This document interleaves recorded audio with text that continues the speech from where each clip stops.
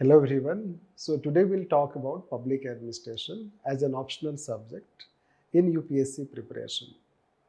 You should know that in UPSC preparation, especially in civil services examination, one has to take one optional subject.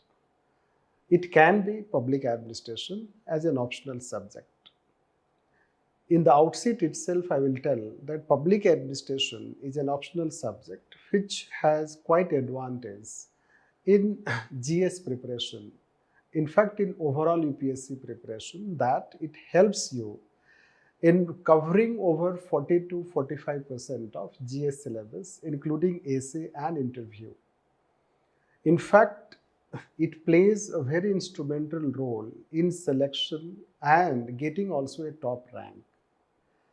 So if you are thinking about public administration, so you are having a right thinking. And if you have taken a decision, we will say it is a right decision.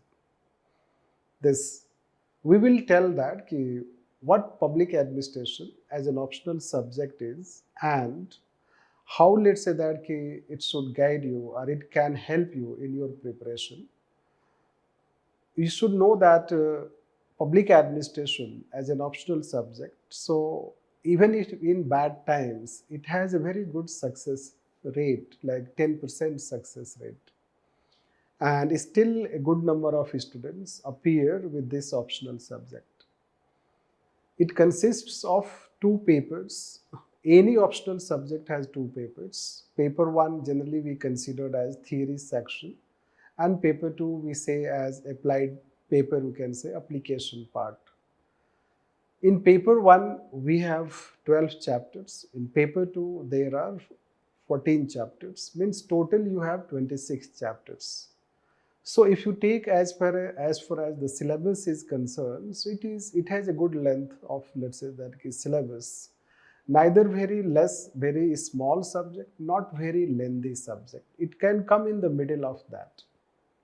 There are some optional subjects which are very lengthy and very big, and there are optional subjects which are very, let's say that small. But public administration can be considered as a moderate level of syllabus length, we can say. Hence, if you are looking for also a moderate level of syllabus or length of syllabus, so public administration offers that. At the same time, let me come back to why you should opt public administration. So in first video, we have told that why you should take any optional, what should be the factors which should guide you. To take any optional subject, you should have first criteria that does it give any interest. Means when you read syllabus of any optional subject, so when you read that syllabus, so does that syllabus generate any interest in you? Do you like those topics, or do you start liking those topics? Whether those topics look familiar to you, or let's say that you feel somehow confident that you can do better in those topics and those subjects. So it's all about interest. As you want to become a civil servant or IAS, so why you want to become IAS? Basically, you want to serve to people. So when you want to serve to people, at the same time you want to get power, prestige. So these things help you generate interest because you want to be part of the society. You want to govern people. So why not you should read a subject which deals with all these things: power, status, society, governance. Public administration is an optional subject which talks about all these things. And hence it can also help you in becoming a better administrator, a good administrator. In fact, it is a subject which is essential for all administrators. Once they become IAS, they have to know certain aspects of public administration directly or indirectly. Therefore, it is a subject you study even before going to that service. So, should you not opt for that optional? Then the question is that, let's see, the other factors we can consider. Generally, candidates are looking for some of the, let's say that criteria while choosing any such optional subject. the first criteria in the mind of a student is that the length of the syllabus, that whether it is a lengthy subject, क्या हमें बहुत ज़्यादा पढ़ना पड़ेगा, whether I have to study a lot, or let's say moderate level of study will do, the first thing. The second thing is that the source of guidance, whether they have the source of guidance, means whether coachings are available, resources are available in market. This, the third factor they are looking is generally called what has been the, let's give its track record in UPSC. How the optional has done better in a, let's say, UPSC examination. If you see all these factors, so that public administration, if you think and take these factors, the public administration will have a favorable picture. That, as I told, that it has a moderate level of syllabus. Then let's see that the resource, lots of resources are available for your guidance, and then success rate, you can say that it has maintained over 10% of success rate. Then the question comes, let's that whether we should opt an optional subject on the basis of its role in GS.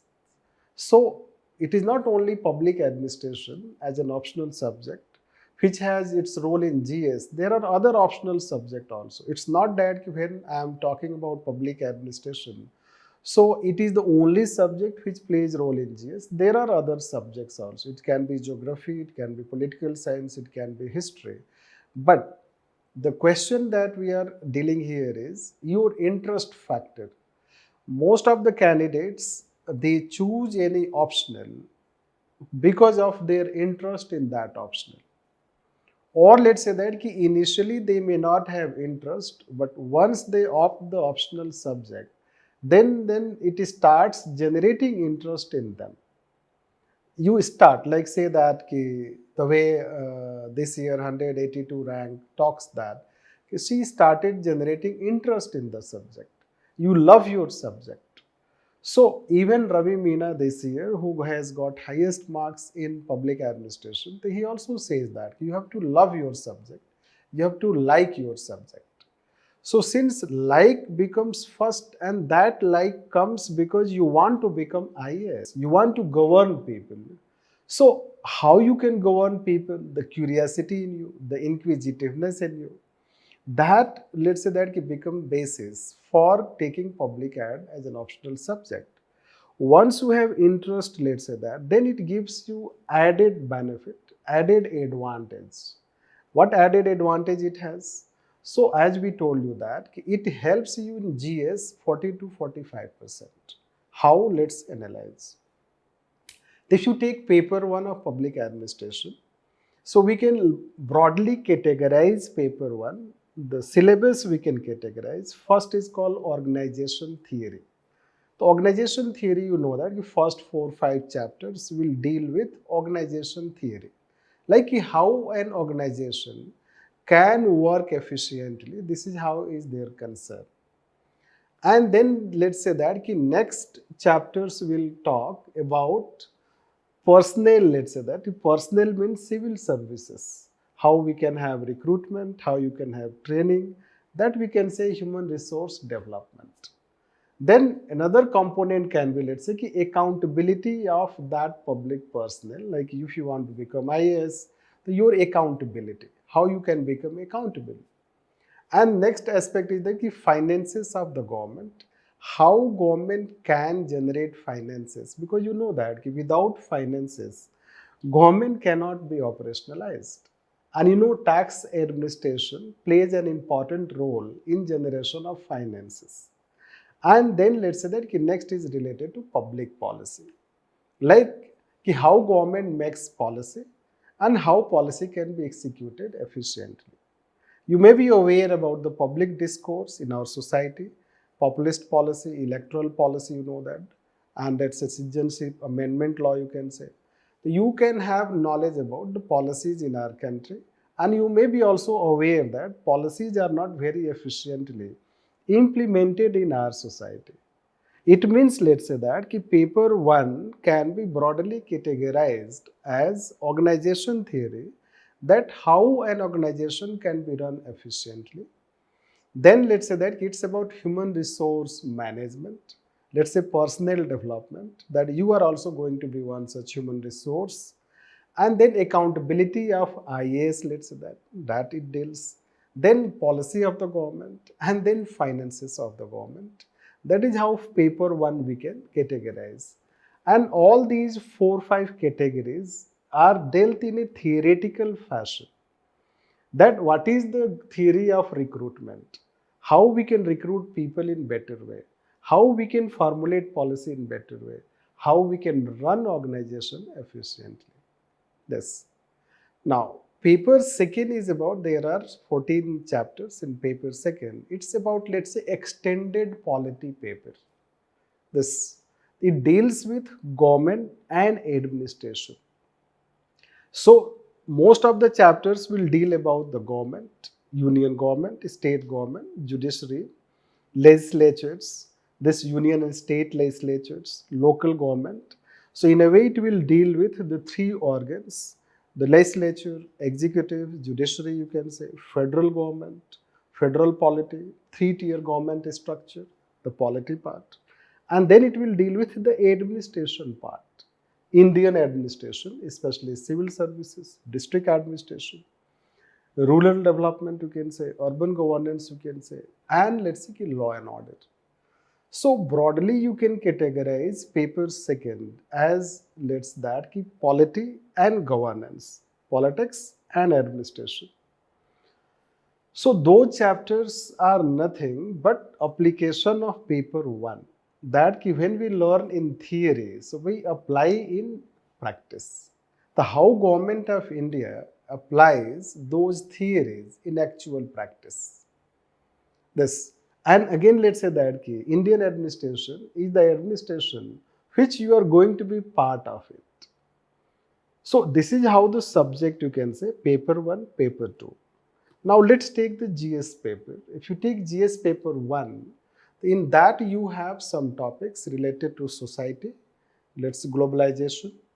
If you take those topics, globalization related topics and society related topics, so they deal with society. Administration ultimately deals with society. Like see, there is a topic called impact of globalization. But in chapter 1 in public administration itself, we talk about globalization in theory and application. Similarly, there is a topic of urbanization in society. Now, if you take paper second, so except IR section, you can say entire GS paper second can be linked with public administration. In fact, we say that public administration, so has public administration does not have two papers. Rather, we say that public administration has four papers. The third paper is polity paper and the fourth paper is ethics paper. If you analyze the questions of paper second, the questions of public administration paper second, there will be quite similarity. This, in fact, paper second except IR is nothing but, I will tell the four components of that paper second. One that is called polity related to government. I told you that paper second deals with government. All those three organs, federal polity, three-tier structure, constitutional bodies, institutional structure, you'll find that. This public policy, regulation, this you can say. Then another section in GS paper second can be considered as social justice. I know that social justice is also a topic in public administration. Next section is governance. The entire governance is a subset of public administration. And then civil services, we have the topic. And then public administration deals with civil services. So in a way, let's say that paper second, you get free. It is like ek ke saath ek free. So that way you'll find this, that public administration and GS paper second. If you take paper 3, it deals with economy section, ecology, science and technology, internal security, disaster management. GS paper 3. Now let's say that disaster management is also a topic in paper second. Internal security is nothing but it is dealing about state, government and administration. And you know the spirit of internal security by reading public administration. Similarly, economy has social economy, programs, schemes, planning, public-private partnership, all these things, and they are part and parcel of public administration. In fact, we study in quite details. Then comes paper 4, ethics paper. Ethics paper has philosophical orientation, no doubt, but at the same time it is applied in nature. UPSC has made ethics paper quite applied, and since UPSC, let's say that has made applied in which sense? Applied in administrative sense. All the questions in ethics paper are directed towards administration. In fact, most of the case studies, the situations of the case studies, the theory sections, which you will find that which are quite applied in nature. In fact, if you match with the syllabus also in ethics paper and public administration, so quite similar you can say. In fact, the heart and soul, you can say that, the heart and soul of ethics paper if you talk, so they are nothing but public administration oriented. In fact, once we have knowledge in public administration, you have the theoretical as well as applied knowledge to deal ethics paper questions, and you can deal more effectively and with less effort than other students. Yes. So that is how it gives advantage. And you know that in UPSC preparation, the success mantra is called essay, ethics and optional. So once we have knowledge in public administration is a subject that brings you interdisciplinary knowledge. This means it brings you knowledge of sociology, psychology, economics, political science, international relation, and at the same time public administration. An essay can be done better by a candidate who has interdisciplinary knowledge, intersectoral knowledge. This, and at the same time, let's say interview that you have. The interview is also largely applied in nature, and a public administration candidate can, let's say that answer those questions with much ease and let's say that better articulation than let's say that any other candidate. That it's not that other candidates they cannot do, it's not about also glorification, rather it is your added advantage that you can have. So what we can say about public administration, if you see GS paper 1 2 3 4, if you count in numeric sense, I will tell you that it can be 400 to 450 marks that public administration can help. And if you talk in terms of spirit of the preparation, the heart and mind, you can say that.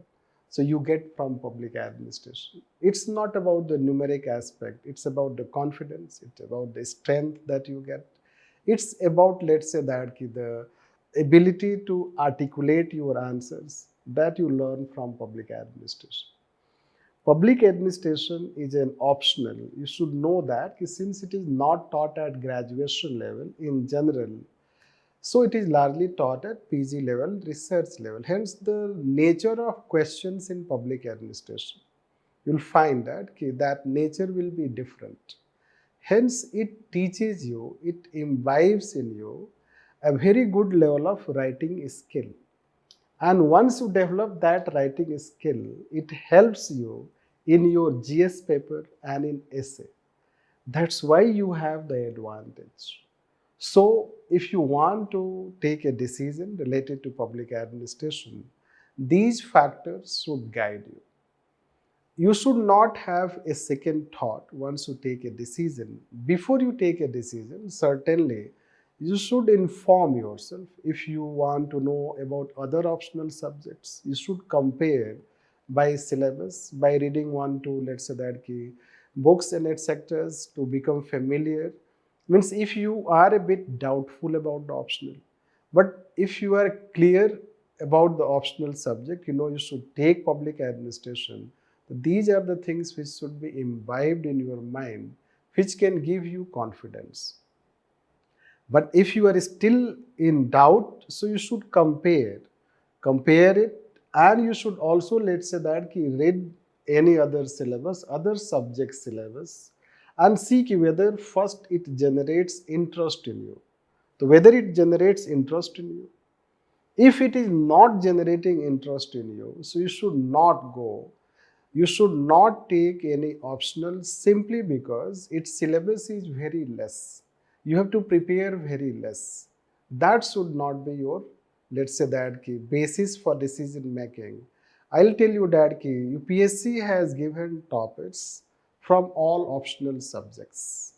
We can have rank 1 also in public administration, rank 3 also, rank 5 also. You can say, so it has given, let's say, top ranks. Similarly, other optional subjects have also given top ranks. Even science subjects have also given top ranks at times. But each individual is different. You are not same. Suppose that one optional subject which is working for Mr. X, can that optional subject work for Mr. Y?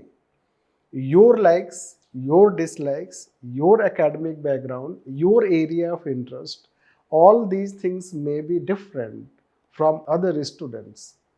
And therefore, this is why, let's say that each individual decision is different, and that is how you should take into consideration. That is how you should try to learn. If you think that public administration gives interest, means it looks interested subject, or it is generating interest in you, and you have a gut feeling, something, let's say that coming from your inside, you can do better, or you have a courage of conviction that you can do better in this subject, so you should go by this subject. You should not count public administration as an optional subject only by seeing the marks students get in this optional. Rather, think about whether they could have qualified without public and optional subject, because public administration helped them in securing good marks in GS paper, essay and interview. Like I can give even examples of 11th rank, 14th rank, 17th rank, right? That their optional subject marks was even less than 270, but they got 14th rank and 17th rank. Right? Charisma Nair and Mehak Jain. And they appreciated public administration. You should know that. They appreciated public administration. They gave credit to public administration also, that their success happened because of public administration.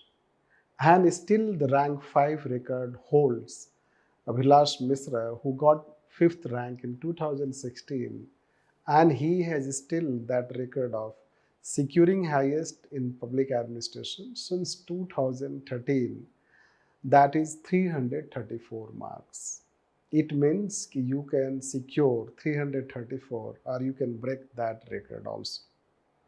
So let's take public administration optional. Let's try it. All the best.